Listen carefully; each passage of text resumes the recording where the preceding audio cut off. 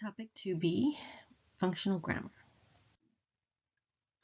In this session, you're going to identify three concepts of functional grammar, distinguish between phrases and clauses, categorize words into groups, write examples of form-function connections, write instructional implications of this approach, and then finally make connections among key functional grammar concepts when you do your think tank. First, let's start off with a 3-2-1 bridge. This would be your journal entry for think about functional grammar approach, right? What you know so far. Identify 3 words representing key concepts or ideas, 2 questions you still have about functional grammar, and 1 implication for writing instruction. So pause this and go ahead and do that in your journal entry. Now recall that functional grammar describes grammar as a resource or toolbox to use rather than a set of rules about what not to do. It also describes language structures as outcomes of choices made by users. And then finally, it describes the relationship between text and their context of use, because that also plays a role in the language choices users make. To give you a visual of the difference between functional and traditional grammar, I have this illustration that highlights one of the key differences, and that is that traditional grammar, right, examines grammar from the words to whole texts, whereas functional grammar first considers the whole text because it's the social purpose in a specific situation that ultimately constrains the language choices that users make. So functional grammar goes from the whole text to then seeing how sentences realize that particular social purpose, and then to the clauses that we'll see is the main unit of analysis in functional grammar. And then phrases as well are also important. Whereas traditional grammar looks at parts of speech first and sees how those are ordered grammatically in phrases to the clauses and up to the whole text. Now we can describe functional grammar as a way to examine sort of layers of meaning, or these are systems of meaning. So we talked about field as representing experiences, and so that is really honing in on the topic. And so how is the topic presented, and how is it described and elaborated throughout the text. Then we have tenor. That signals those choices that you make to produce the level of formality or the voice. And the voice here is both presenting a personal stance, or indirectly or more directly. And depending on the context, just as much as the genre, right? So you would expect a persuasive essay to have a lot more voice than, say, a scientific explanation. But a particular situation would also give you constraints in terms of the level of formality or voice. For example, if I wanted, I was in a crowded parking lot of a school, and I needed to get out of the parking lot or go through the parking lot, and say a cop was preventing me from doing that, the way I would request, right, to for him to move or her to move would be differently than I would for a student, right? So I may be much more polite to the officer, you know, and suggest, and the request would be more like a suggestion. You know, is it possible to move over your car, or, you know, if he's standing there in the corner. Whereas if you're asking your child to get out of the way, for example, you would just might say that in a much more direct and commanding way, get out of the way, as opposed to much more subtly. So those kinds of things, functional grammar gives us some good tools to help us see when certain situations require different levels of formality, what linguistic choices can we use to achieve that level of formality, but also present particular points of view. That's voice, right? So to presenting particular points of view. And in some situations and genres, you want that to be more subtle than in other ways. And then finally, mode. Mode refers to this text structure, in addition, of course, to informal, formal, verbal, and in writing. But beyond that, functional grammar gives us really good ways to examine how we can use the clause to develop an idea and to present circumstances, to present background information, to elaborate a key point. And that's what we look at when we look at mode. To give you another visual about these systems of choice, language, there's layers of language for understanding text. The meta functions uncover global differences among genres, right? That's the subject, the field, tenor, and mode are the meta functions. The specific word choices are also constrained and determined by specific context and situation. But before that, right, we have the layer in the middle, so to speak.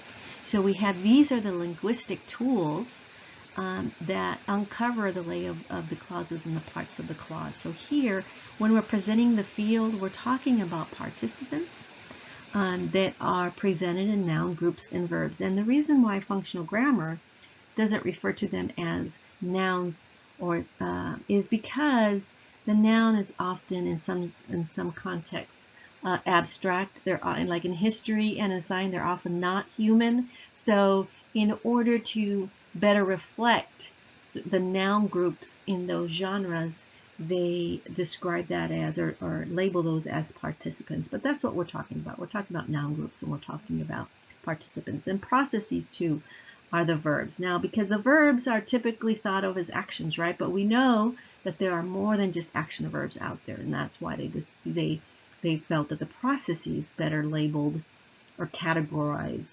the function of verbs in a broader array of genres. And then so within the field, it's these groups of words that represent or present circumstances, and these together give us the linguistic tools to represent our experiences.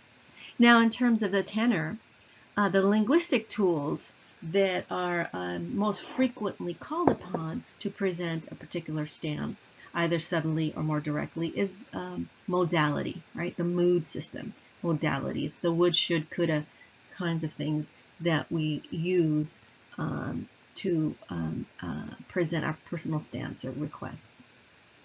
And that is going to be dependent on who is involved in the exchange of the communication, right? Is it somebody who is a superior to you or not? And that plays a big role in how you elect particular linguistic choices for that. And then for mode, we see that when we divide the text into clauses, we see very specific patterns for building cohesion, which we'll examine later in the semester. And those, so we're looking at the clause, but also phrases that allows us to achieve certain coherent patterns in text. And that's what allows us to present a coherent message. So again, this middle portion here gives us the linguistic tools, and the context and situation, again, are what give us the parameters for choosing those linguistic tools. Again, but the meta functions are always functioning regardless of the context of situation, or the genre. They're always at play here, and they're at play simultaneously. Okay, so now let's start looking at how we categorize words into groups. And this is important to do in functional grammar because we see grammar as organization of meaning, right? Not parts of speech, not organization of syntax, but organization of meaning. Okay, so now it is important to examine language in meaningful units or chunks because it is what carries the message forward to achieve the purpose for language use. Now, functional grammar doesn't identify words in terms of class, that is nouns, verbs, adjectives, and so forth, because that tells us little about how they combine to make meaning. Droga and Humphreys allude to the language parts in their definition of grammar as the language resources used to organize words into structural patterns that make the meanings in the sentences. This is very important. They caution that when grammar is taught as a set of rules, it produces nice bricks, but not a plan because it doesn't help students comprehend and compose text designed to achieve specific and relevant purposes. Now, so what is the basic unit of meaning? That is the clause, right? The clause is the basic unit of meaning. And prior to this, people refer to the T unit, right?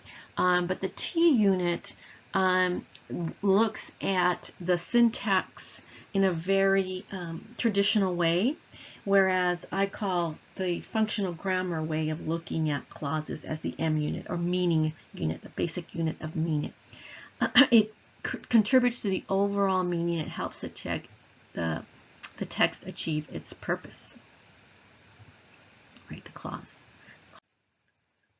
But before we go on to into the clause for analysis, it's important to be able to distinguish between phrases and clauses. So if we say a phrase is a group of words standing together as a conceptual unit, typically forming a component of a clause, how would you divide the following sentence? Take a minute, pause, and divide the sentence into groups.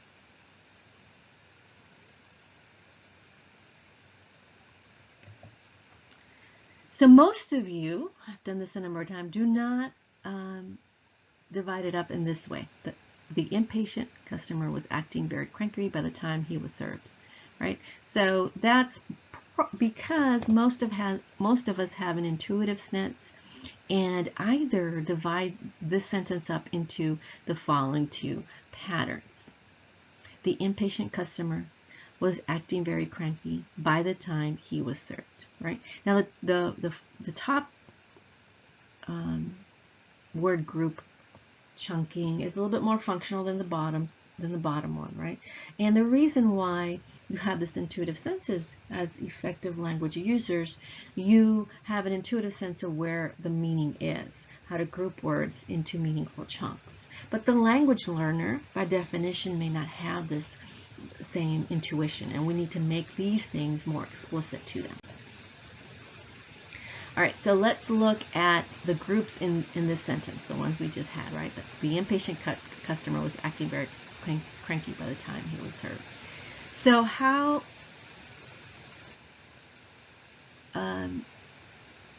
what's the difference between these two phrases?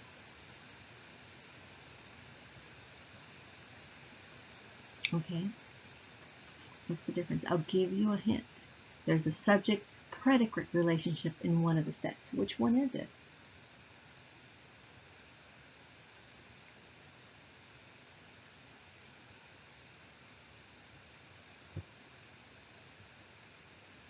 These are grammatical phrases, and these are clauses.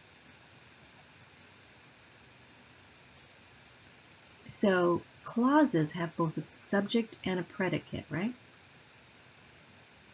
So if clauses have a subject and a predicate, subject, predicate, in this clause, take a minute to identify the subject and the predicate in the second clause.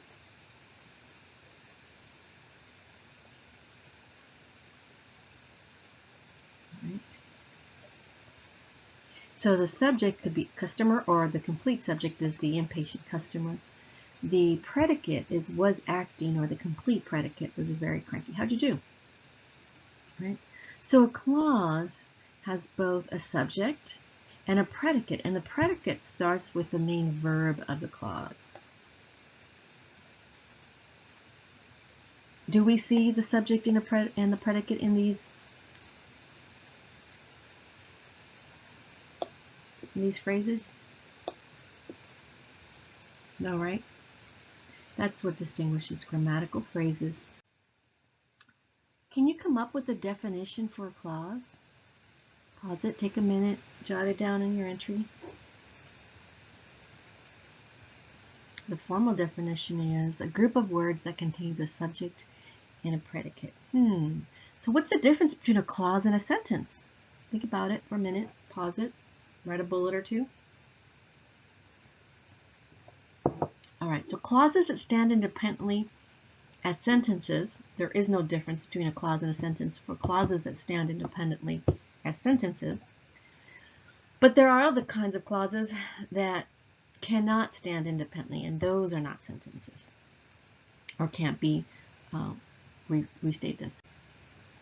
For analysis, the text must be divided into meaningful chunks of information. This is why knowing the meta-language for language is important. It serves as a starting point for the description of meaning and use of language. It is important that you become comfortable with the structure of the target language if you are to be able to understand student errors and support them in their language development. Okay, so what I think is meaningful is this strategy, because you might see it a little bit different in some of the readings that we're going to have. We're going to take a look at the clausal unit as that independent clause plus all of the embedded information, so that it may contain a subordinate clause, right? So in the case where we have compound sentences, we are going to be breaking it at the conjunction, right before the conjunction. Now this is important to be more comfortable in, because beginning language learners make fundamental errors because they do not yet have full understanding of what is obligatory and what order both obligatory and optional constituents must appear. Later, errors occur because they do not have complete understanding of how form and function work together for different genres. They also make errors when they begin to experiment with subordinate clauses. So it's really important that you be able to distinguish between independent and subordinate clauses, and to be able to talk to them about in terms of the function they provide, not, well, to be able to identify them or to be able to tell them that they don't have them. That's not going to be as useful as if you talk to them about it in terms of their function.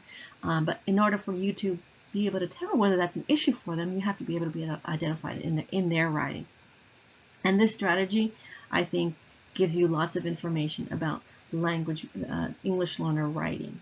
So we don't have to parcel it out too much more than this. We do look at phrases, but for the most part, we want to examine clauses, because clauses is important both, again, for developing an idea, but also in structuring text. When we look at it later, looking at the clauses is very...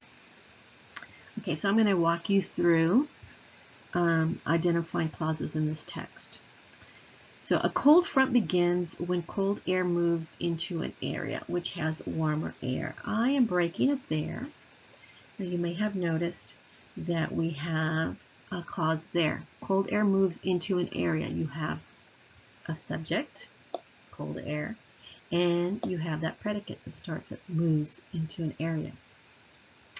But when you have this construction, right, this relative clause, it's not independent. When cold air moves into an area, it requires additional information, right?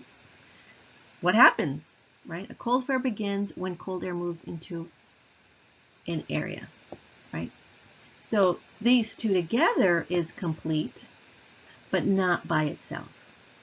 Which has warm air, right? That's actually an adverbial, because there's no subject there, which has warmer air.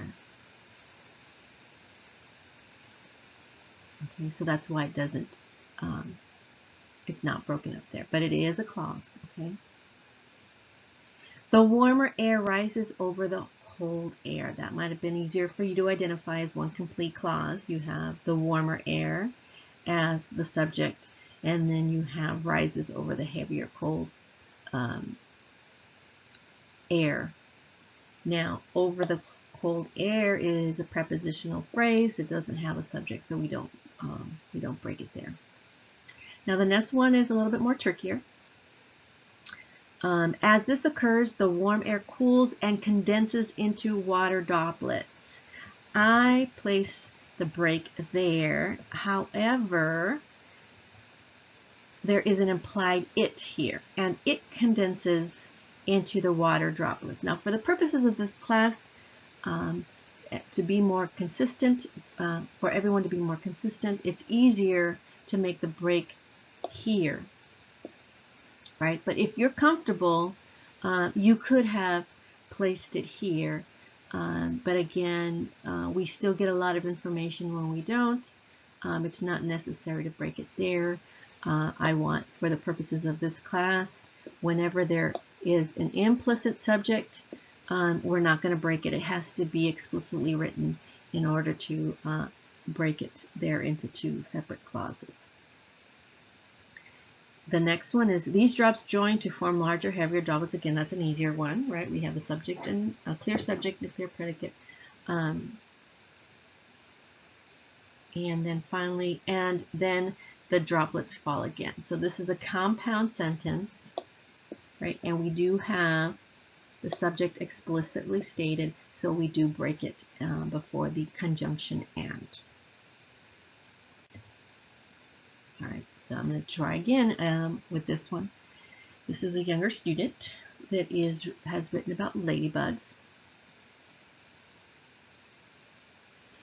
Okay, so then here's one. Ladybugs are insects. Subject are predicate. Insects are bugs that have 6 legs. Again, subject, predicate. Did you catch this relative clause that have 6 legs? Again, it's dependent. That have 6 legs requires additional information, and so we don't break it. And we don't have an explicit subject there. 6 legs is the object. Ladybugs have all kinds of designs on their wings, right? Again, one clause, ladybug subjects have is the predicate.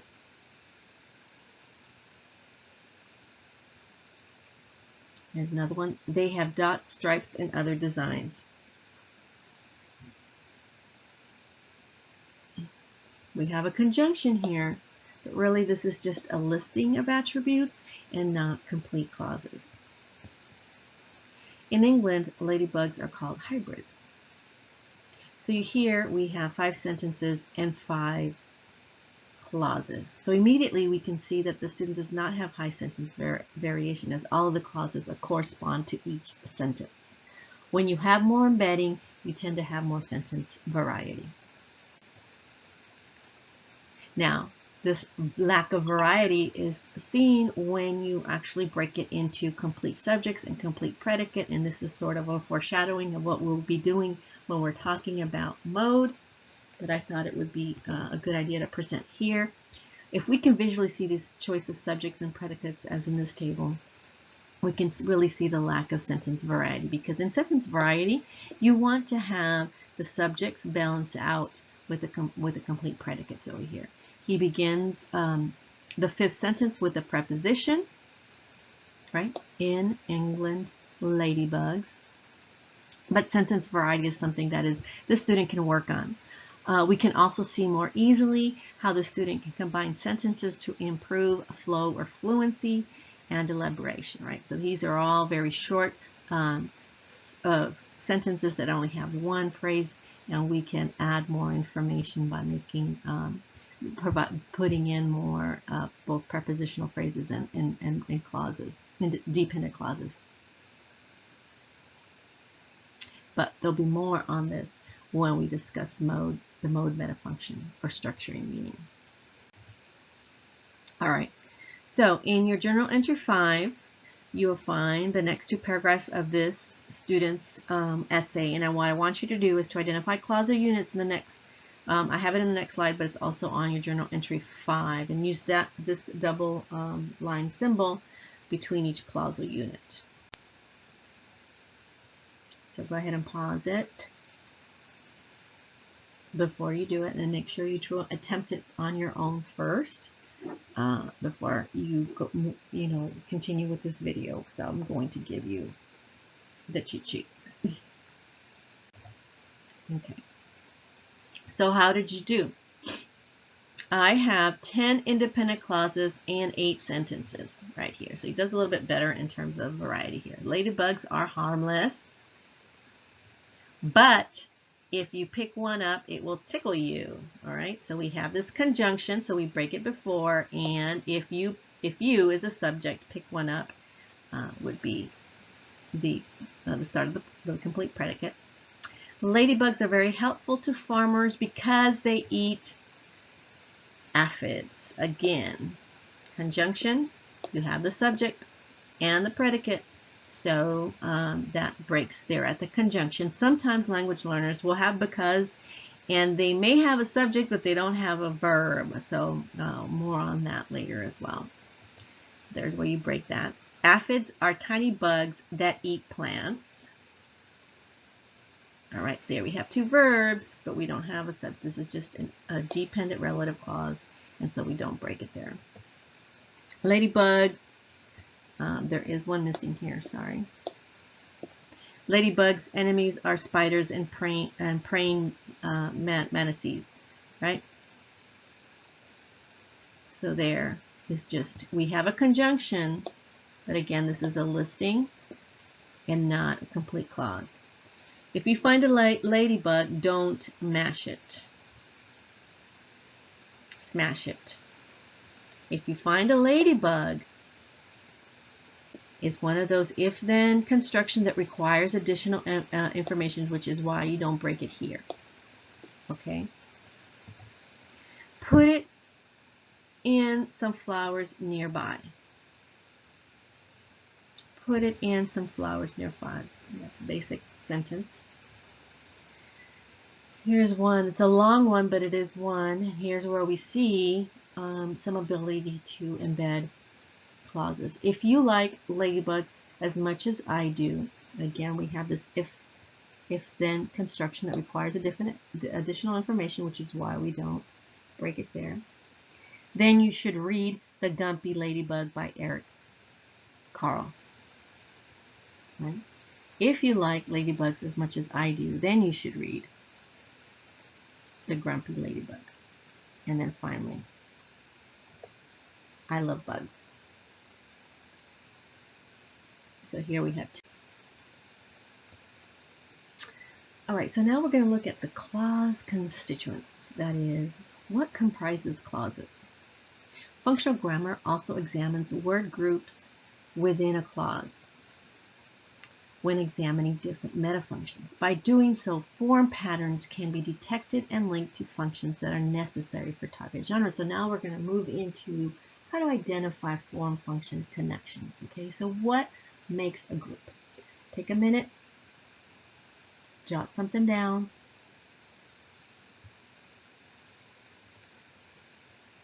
Words that stand together as a conceptual unit is a formal definition for the read this week.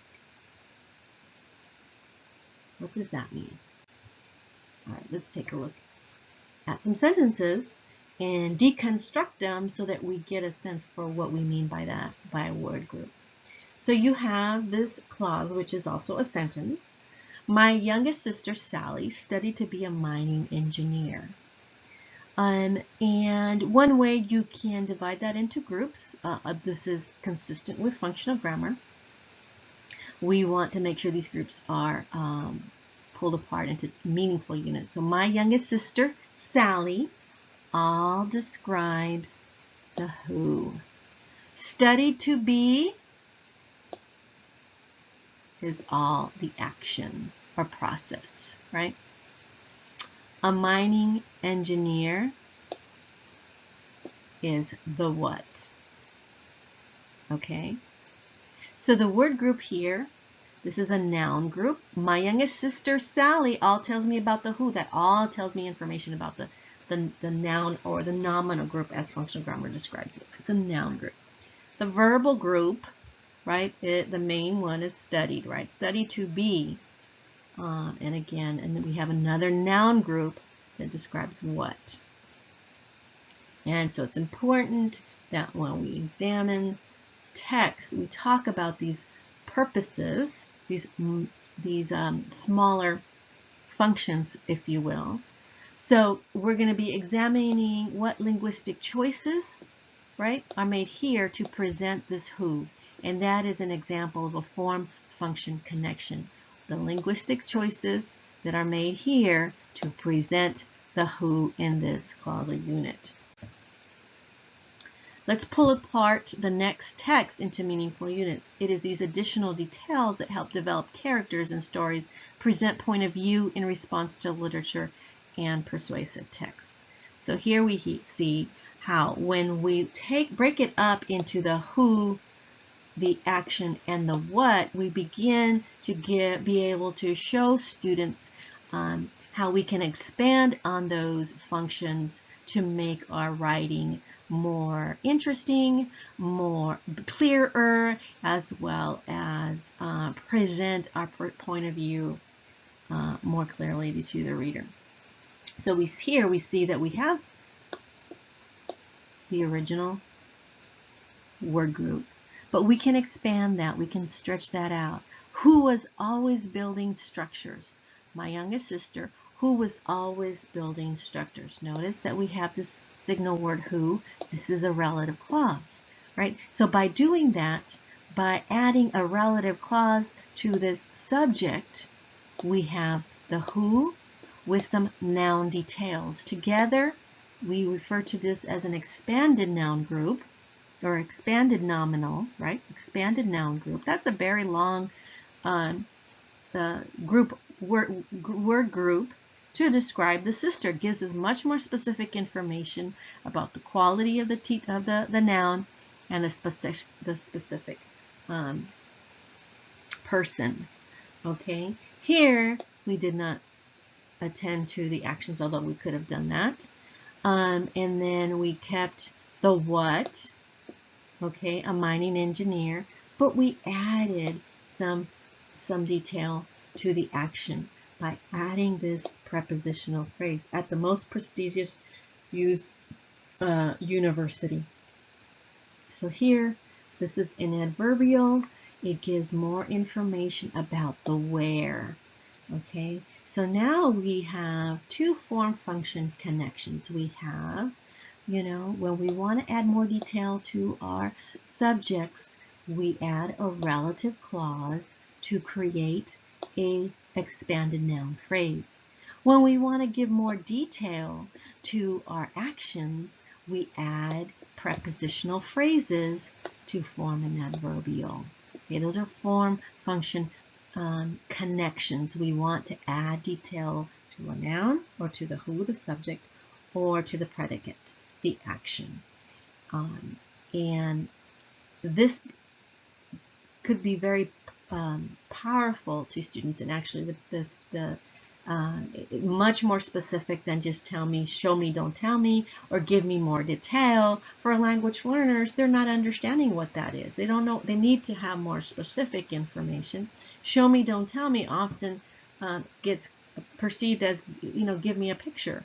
And certainly sensing words is not enough, because sensing wordless constitute just one word, and so it doesn't give you that same level of detail that later becomes really important when you're trying to structure text in a way that helps you elaborate on key ideas. So one way you can help students describe or elaborate a point, you can start off with a very short sentence, as is this one. My cat hid, right? And that's a very short subject-verb sentence on a sentence strip. And you do want to use color and come up with a color scheme that you're going to be consistent with throughout the year.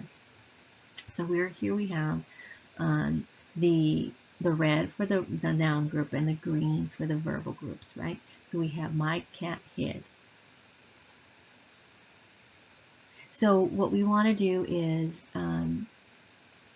emphasize the types of forms that help add detail, right?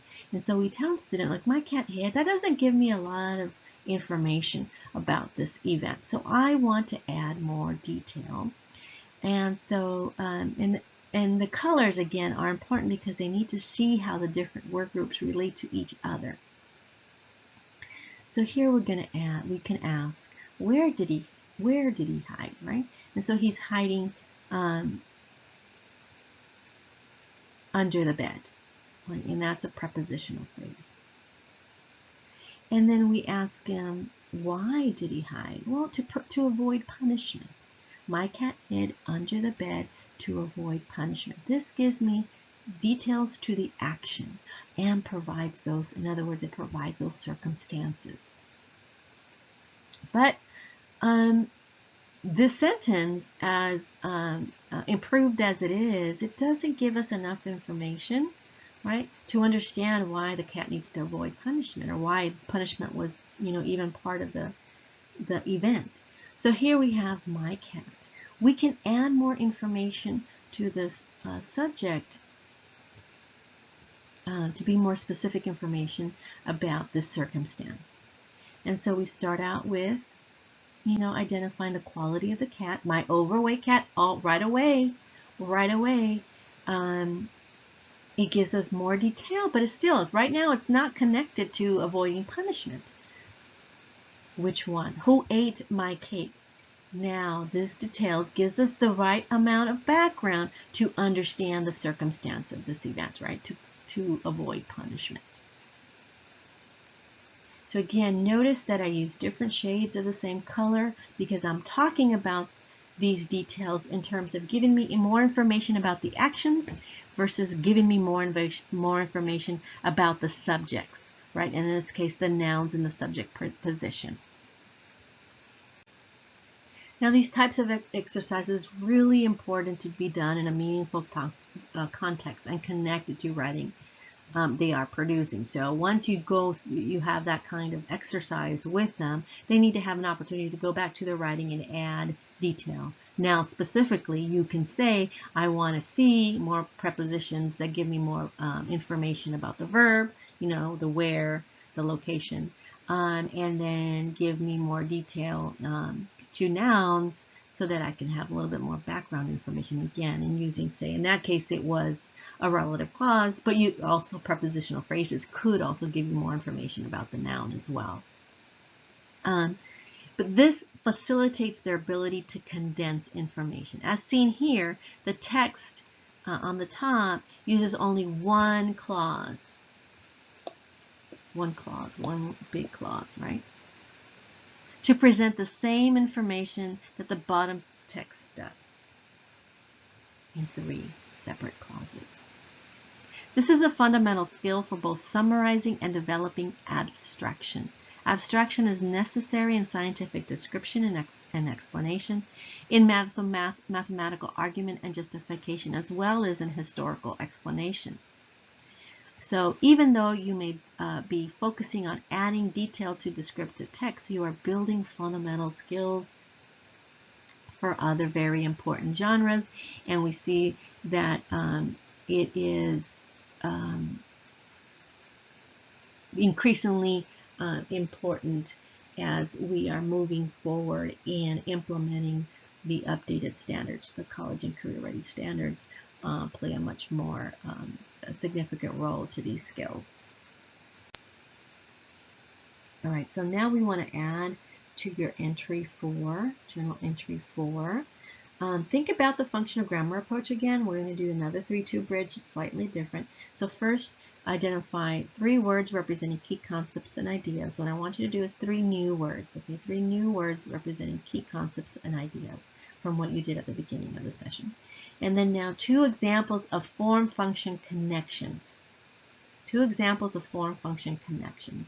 and then a new implication for writing instructions. So pause the video and take some time to do that.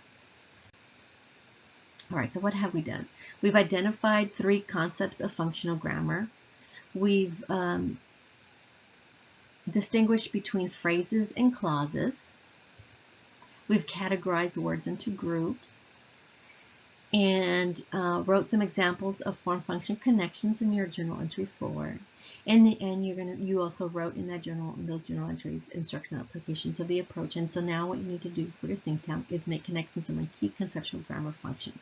And hopefully this provides more information you can build on those connections that you may have made while you did the reading.